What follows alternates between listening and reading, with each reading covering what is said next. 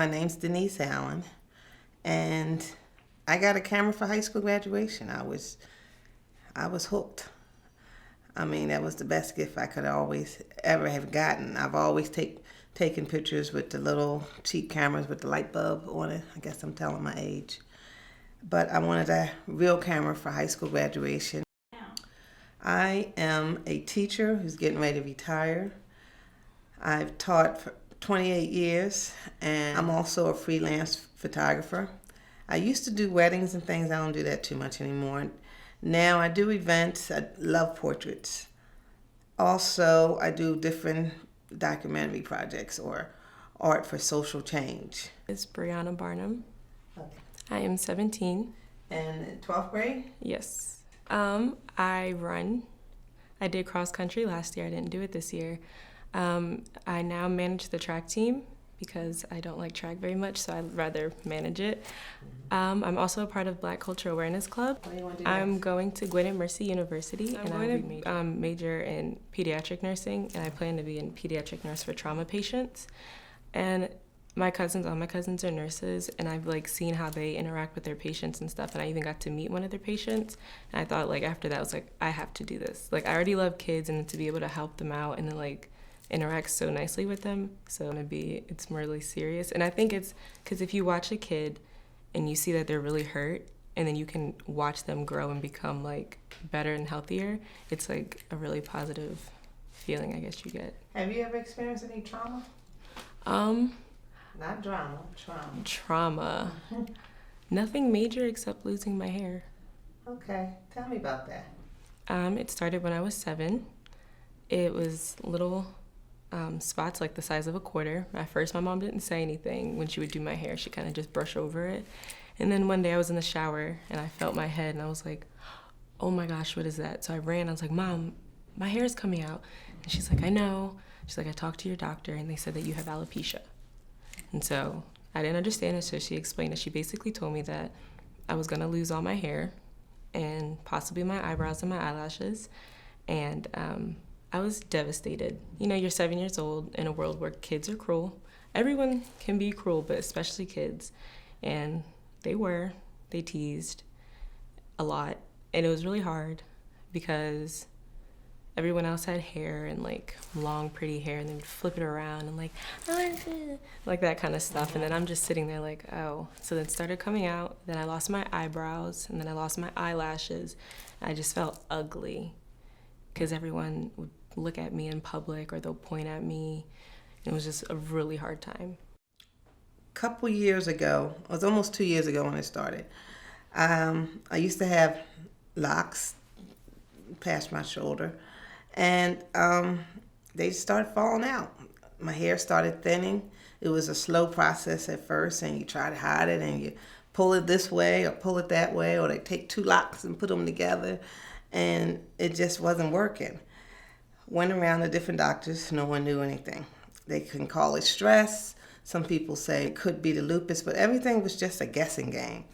So after a while, I decided, you know what, let me just cut my hair short, cut the locks off. And that was hard because I had locks for 10 years, maybe even longer than 10 years. And it was hard because, like I said, the hair was getting thinner, and I always wanted to look like I wanted to look like everything was okay. I didn't want to walk around and look like something was wrong with me. Summer of 7th grade, my hair started to grow back, little curls. I was very excited. My mom said, well, don't get too excited because, it could just come back out again. So I had a full head of hair by the middle of 8th grade, and then I started getting a bald spot again. It was just when I was 7. I was devastated. And then one day I just woke up and I said, Mom, I want to shave my head. And she looked at me and she's like, are you sure? I was like, I'm positive. So the next day we went to a little barbershop in Ambler. My Aunt Kelly's father actually cut my hair, and that was that. But it didn't stop. It kept thinning, and it got to a point where something was really wrong with me because I was really tired. And it was just coming out in big circles all over my head, and they were connecting. And it really looked like I was sick. I mean, I was sick, but I looked like I was sick. That made it even worse. we often can walk around, or at least I can walk around usually, and no one really knows how you are. You can put a mask on, but it was clear something was wrong. And then people would call me a little boy, and I'm like, oh my gosh, I was freaking out. So yeah, that was not a message that I was receiving very well. Did you often ask, why me, or? All the time. Yeah. I was like, what did I do? I was like, was it because I talked back to the teacher, and like little stuff like that? I didn't really understand why it would happen to me. I didn't really fully understand my disease, so I didn't really understand it. And then it was just really a mess. I would go about my day and act like everything was all right and try to camouflage. And I come home at night and cry. And I do notice how I'm treated differently in certain situations. I do notice that when I wore a wig, people are like, oh my gosh, you look great. You look gorgeous. Your hair, I love you. Look younger. And I'm like, I'm still the same person. I felt that my hair, when it started to come out, it was like a restraint on me. I couldn't get over the fact that my hair was coming out. That was something that I was constantly thinking about. It was now becoming like my life. Like I was only worried about my hair coming out. So I couldn't really focus on anything else because I was like so worried about covering the spot so it wouldn't show, thinking how big I could make the scarf to cover it. And it was like a pain. So I was like, I don't need it now. First of all, I'm tired of crying about this. I'm tired of dealing with this issue, and just prayer. And I asked God, what is I supposed to know? And it came clear to me. Instead of saying, why me, I started saying, why not me? I got to grow. I don't get to choose. I just got to grow. So what's the lesson? Let me get it. And things came back to me just like the photography, where I always know that you have to project out what you want. Not as strong-minded as I am now, I feel that I'm more mature because of it. Mm-hmm. And it's definitely like a big step. When you shave your head at like 13, you don't usually do that. So I feel like that definitely, like, people expected more from me from that, because now, like, you just shaved your head, at 13 years old. And I do definitely feel like a stronger person. And I feel like I can help other people who are going through certain things like this, not just losing their hair, but any tiny thing, insecurity they feel about themselves. I feel like I can help them because I've been through something like that for a long, time, majority of my life. I think that it changed me also in a way that I see things, everything happens for a reason. That's very cliche, but it does. I feel like if I didn't lose my hair, I wouldn't have the attitude that I go about having now, and certain friends that I've made, I feel like I wouldn't have either if I had hair, and different people that I've met and stuff like that. I do feel like everything does happen for a reason, and that nothing is put on you that you can't handle.